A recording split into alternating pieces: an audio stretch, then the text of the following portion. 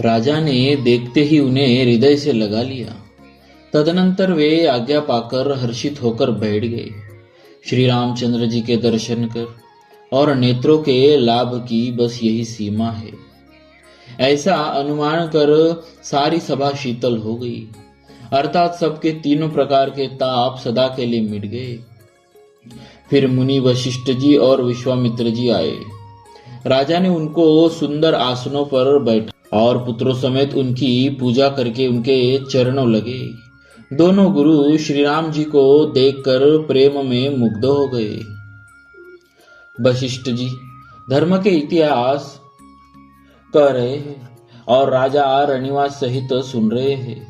जो मुनियों के मन को भी अगम्य है, ऐसी विश्वामित्र जी की करनी को वशिष्ठ जी ने आनंदित होकर बहुत प्रकार से वर्णन किया।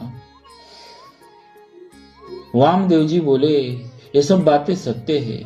श्री विश्वामित्र जी की सुंदर कीर्ति तीनों लोकों में छाई हुई है। यह सुनकर सब किसी को आनंद हुआ। श्री राम लक्ष्मण के हृदय में अधिक उत्साह, अधिक आनंद हुआ। नित्य ही मंगल, आनंद और उत्सव होते हैं। इस तरह आनंद में दिन बीतते जाते हैं। अयोध्या आनंद से भरकर उमड़ पड़ी। आनंद की अधिकता अधिक अधिक बढ़ती ही जा रही है। अच्छा दिन, शुभ मुहूर्त शोध कर सुंदर कंगन खोले गए। मंगल, आनंद और विनोद कुछ कम नहीं हुए, अर्थात बहुत हुई। इस प्रकार नित्य नए सुख को देख कर देवता सिहाते हैं और अयोध्या में जन्म पाने के लिए ब्रह्मा जी से याचना करते हैं। विश्वामित्र जी नित्य ही चलना चाहते हैं, अपने आश्रम जाना चाहते हैं, पर श्री रामचंद्र जी के स्नेह और विनयवश रह जाते हैं। दिनों दिन राजा का सगुना भाव, प्रेम देखकर महामुनिराज विश्वामित्र जी उनकी सराहना करते हैं। अंत में जब विश्वामित्र जी ने विदा मांगी, तब राजा प्रेम मग्न हो गए और पुत्रों सहित आगे खड़े हो गए। वे बोले, हे नाथ, यह सारी संपदा आपकी है। मैं तो स्त्री पुत्रों सहित आपका सेवक हूँ।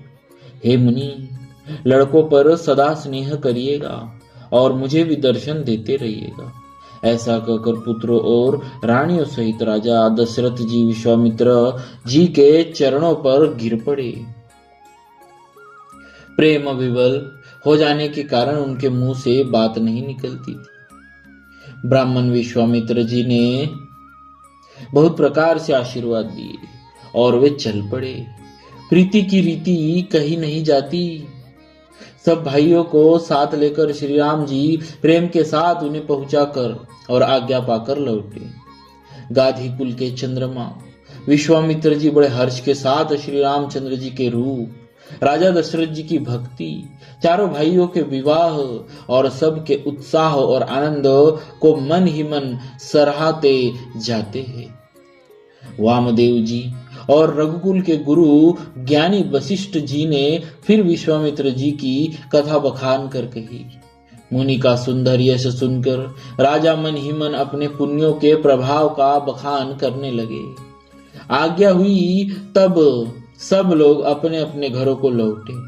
राजा दशरथ जी भी पुत्रों सहित महल में गए। जहां तहां सब श्री रामचंद्र जी के विवाह की गाथा गा रहे हैं।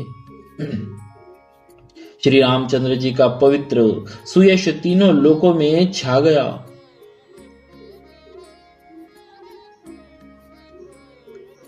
जब से श्री राम जी विवाह करके घर आए, तब से सब प्रकार का आनंद अयोध्या में आकर बसने लगा। प्रभु के विवाह में जैसा आनंद उत्साह हुआ, उसे सरस्वती सर्पों के राजा शेष जी भी नहीं कह सकते। श्री सीताराम जी के यश को, कवि कुल के जीवन को पवित्र करने वाला और मंगलों की खान जानकर इससे मैंने अपनी वाणी को पवित्र करने के लिए कुछ थोड़ा सा बखान कर कहा है। अपनी वाणी को पवित्र करने के लिए तुलसीदास जी ने राम का यश कहा है, नहीं तो श्री रघुनाथ जी का चरित्र अपार समुद्र है। किस कवि ने उसका पार पाया। जो लोग योग्य पवित्र और विवाह के मंगल में उत्सव का वर्णन आदर के साथ सुनकर गावेंगे, वे लोग जानकी जी और श्री राम जी की कृपा से सदा सुख पावेंगे। श्री सीता जी और श्री रघुनाथ जी के विवाह प्रसंग को जो लोग प्रेम पूर्वक गाए सुनेंगे, उनके लिए सदा उत्सव आनंद ही उत्साह है, क्योंकि श्री रामचंद्र जी का यश मंगल का धाम है। कलयुग के संपूर्ण पापों को विध्वंस करने वाले श्री रामचरितमानस का यह पहला सोपान समाप्त हुआ। भक्तों, यहाँ बालकांड समाप्त होता है। अगले वीडियो से हम अयोध्या कांड की तरफ बढ़ेंगे।